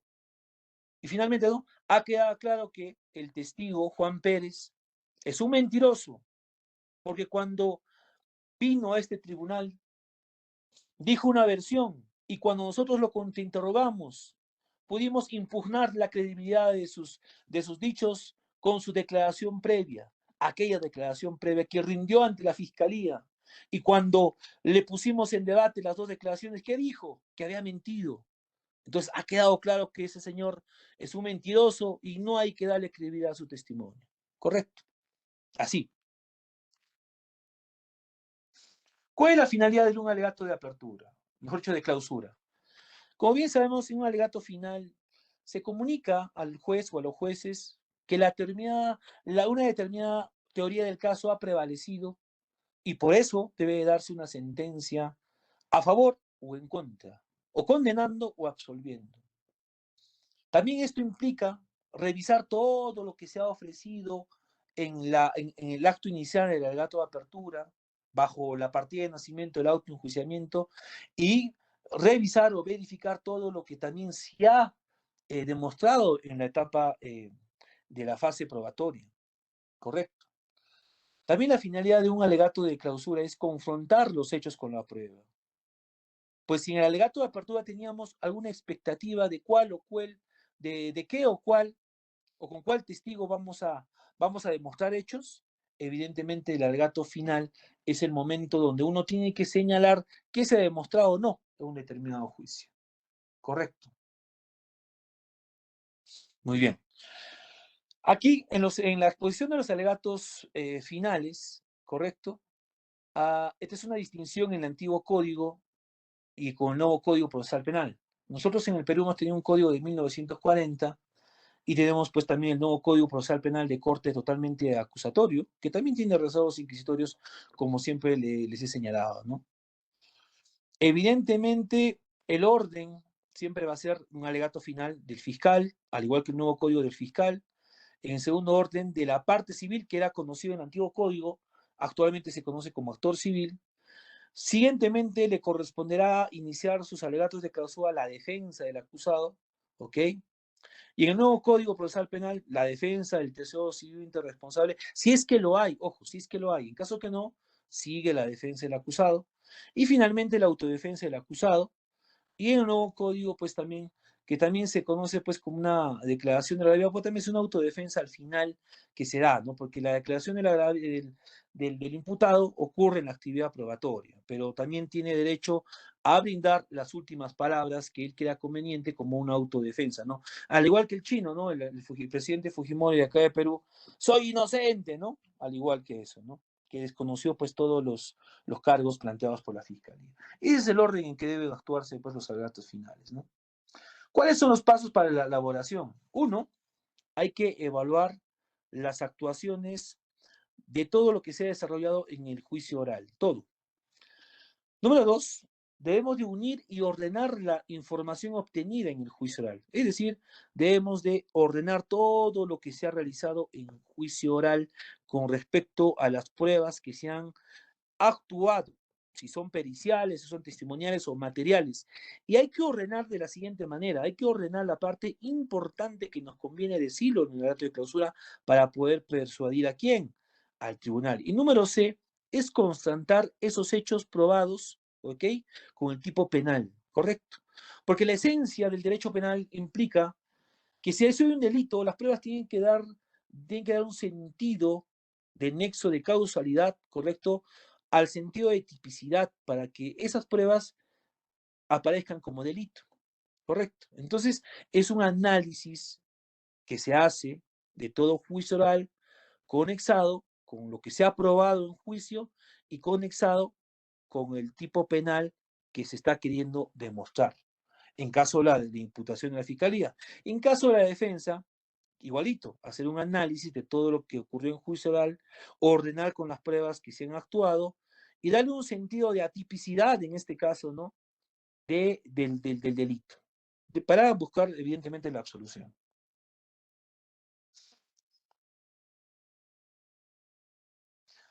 Vamos por el primer paso. Hay que evaluar las actuaciones a lo largo del juicio oral. Esto es importante. ¿Por qué les digo? Porque cuando uno va a un juicio, hay que anotar las partes importantes para luego hacer una valoración estratégica que no favorezca a nuestra teoría del caso. Si nosotros, pues evidentemente no vamos a marcar las partes importantes que nos convengan, no vamos a poder hacer un buen alegato de apertura. Entonces, de cada testigo que es examinado, de cada perito que es examinado, o cada documental o cada prueba material que sea debatido, hay que buscar lo bueno para nuestra teoría del caso y lo malo para restar credibilidad a la parte, a nuestra contraparte, ¿correcto? Por eso es importante marcar lo que nos favorece con fecha y hora de la audiencia, para que en un alegato de clausura concluyendo, digamos, ¿no? Por ejemplo, señores magistrados, como usted vio, el perito Juan Pérez, perito balístico forense, en la audiencia del 24 de noviembre del año 2021, en este tribunal señaló, en primer lugar, que no aplicó una técnica correcta para determinar la procedencia del arma de fuego. Asimismo señaló que ese perito, ¿ok? No había realizado la prueba balística con el arma en el cual mataron al señor Pérez, sino lo hizo a través de unas imágenes, ¿correcto? Entonces, de tal manera uno va dando información lo más puntual y relevante según nos parezca a nuestra teoría del caso, para decirle al señor juez que evidentemente nosotros tenemos la razón. ¿Mm? Evaluar todo lo que se dijo en el alegato de apertura, todo lo que se probó a través de los testigos, peritos, etcétera, o las actitudes de no contestar, si el testigo guardó silencio, etcétera. El ejemplo que les puse, ¿no? Señores magistrados, tal como les dije en mi alegato de apertura, que íbamos a demostrar que el señor fiscal no iba a traer pruebas tan claritas y diáfanas como la luz del día, y adelantamos que el testigo Juan Pérez iba a contradecir. Lo cumplimos, señores magistrados. En rigor, en la audiencia del 16 de noviembre del año 2021, el testigo vino a este despacho. Cuando contrainterrogamos, en primer lugar, no quería responder a las preguntas. Se tornó en testigo hostil. En segundo término, señor magistrado, cuando le contrainterrogamos, el testigo dijo y se contradijo con los demás testigos, porque el testigo A dijo que el asesinato habría ocurrido en un centro comercial, y cuando le contrainterrogamos, ese testigo dijo que fue un centro comercial. Y además no sabía el color de la casa, no sabía el color del vehículo, no tenía conocimiento, era un testigo indirecto. Por tanto, señores magistrados, se contradijo. Eso es lo que prometimos en un alegato de apertura. Y lo hemos cumplido, señores magistrados. Por tanto, usted no debe tener credibilidad en este testigo y no debe tomar en cuenta. ¿Se dan cuenta? Y así.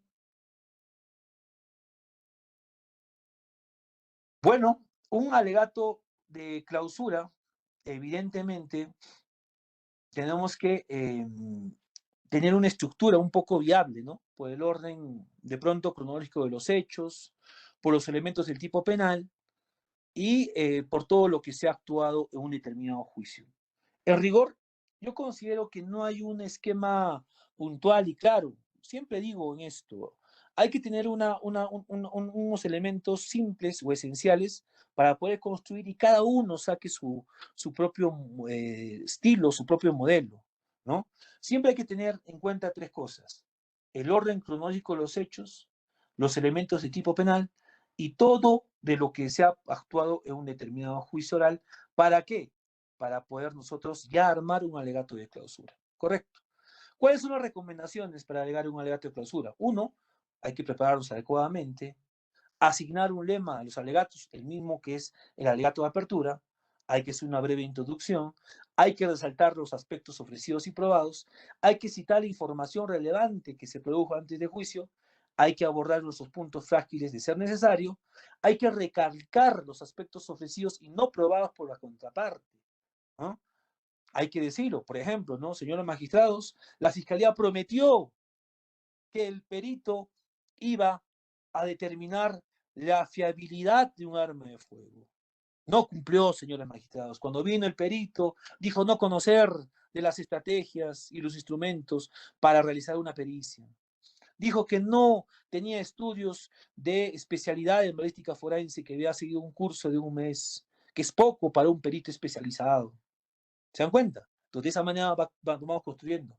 Y hay que descalificar también la prueba de la contraparte, ¿no? Y hay que resumir y también hacer una petición. La petición última siempre es, señor magistrado, después de haber realizado todo este análisis, solicito que se absuelva de pena y culpa a mi patrocinado, porque la Fiscalía no ha podido probar sus afirmaciones más allá de toda duda razonable. Y frente a la duda, favorece ese principio llamado indulto pro reo, no la presunción de inocencia. Por tanto, si hay duda, se tendrá que absolver a mi patrocinado. ¿Correcto? Y así hay que seguir todos estos pasos que son muy puntuales, ¿correcto? Para poder realizar un determinado alegato de clausura. Bueno, en síntesis, y esto es algo puntual, en un alegato de apertura, promesas, ¿correcto? No concluir, no argumentar y no dar valoratorio a una prueba. En un alegato de clausura, es a lo contrario, ya no son promesas, sino hay que hablar de las promesas que se han cumplido y las promesas que no han cumplido la contraparte. Hay que argumentar, hay que concluir y hay que darle valor a la prueba. A eso, sumado a ello, hay que hablar un orden cronológico de las pruebas, hay que hacer un resumen de todo lo que se ha actuado en la prueba y, lo más importante, darle un sentido a cada prueba para que nosotros podamos, a través de nuestro estilo, reforzar la estrategia y poder persuadir en el tribunal. Como dicen, para vencer en un juicio hay que convencer. Y hay que convencer efectivamente utilizando las técnicas de litigación oral. ¿Correcto? Pues bueno, en síntesis, eso es un alegato de apertura y un alegato de clausura. Pregunta, en un alegato de clausura, ¿qué pasa si uno de los sujetos procesales, ok, el fiscal, por ejemplo, está argumentando sobre una prueba, pero que en la actividad probatoria jamás dijeron? Un ejemplo, si un testigo en la actividad probatoria dijo que, que no vio a Juan Pérez que no vio a Juan Pérez subir a un auto rojo, pero el fiscal en el alegato de clausura dijo que ese testigo sí vio al testigo subir del carro rojo. Entonces, está dando un hecho que jamás ocurrió, correcto. Pregunta, ¿se puede objetar a eso o no? Sí, se puede objetar al alegato de clausura. ¿Cómo? Objeción, señor magistrado, al alegato de clausura de la Fiscalía. ¿Por qué, señor abogado? Señor magistrado, en primer lugar, bajo la teoría de la prueba, implica que la prueba tenga que ser actuada en la actividad probatoria. Y cuando hablamos de un alegato de clausura hay que darle un sentido a cada prueba, pero un sentido estricto, ¿ok? De credibilidad, ¿ok? Y validez en su correspondencia. Lo que el fiscal no está haciendo, está dando un sentido distinto a lo que dijo el testigo. Y le voy a demostrar. En la audiencia de fecha tal, el testigo jamás dijo que vio al testigo salir un carro rojo. Lo que dijo el testigo es que no vio, ¿me entiendes? Porque el fiscal está diciendo que sí vio, en cambio el testigo dijo que no vio.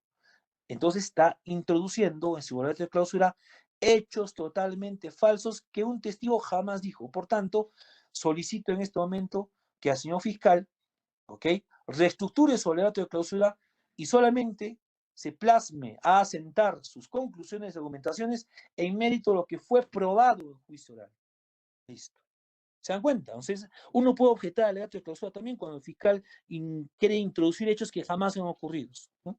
Bueno, hay muchas formas de poder objetar a un alegato de clausura. Pues evidentemente eso pues, nos va a tomar mucho, mucho tiempo y actualmente pues el tiempo apremia. Y bueno, hoy ya quería avanzar un poco de esto. Mañana vamos a trabajar lo que es uso de declaraciones previas y vamos a trabajar un poco de teoría de las pruebas, que es importante, y hacer un poco de resumen de todo lo que hemos hecho para poder viabilizar por qué es importante las técnicas de litigación oral en un sistema de corte acusatorio, ¿sí? Muy buenas noches, o mejor dicho, buenas noches con todos. Claro, en Argentina son 2 horas más, sé que están de hambre, que iban a comer un asado, entonces nos iremos a comer un asado. Y mañana nos vemos temprano a las 9 de la mañana, que nos vamos a estar de 9 a 12. Mañana unas 3 horitas para cerrar este tema. ¿Correcto? Bueno, muchas gracias con todos. Muchas gracias, Andrea. Un gusto saludarte. Saludo para todos y nos vemos el día de mañana.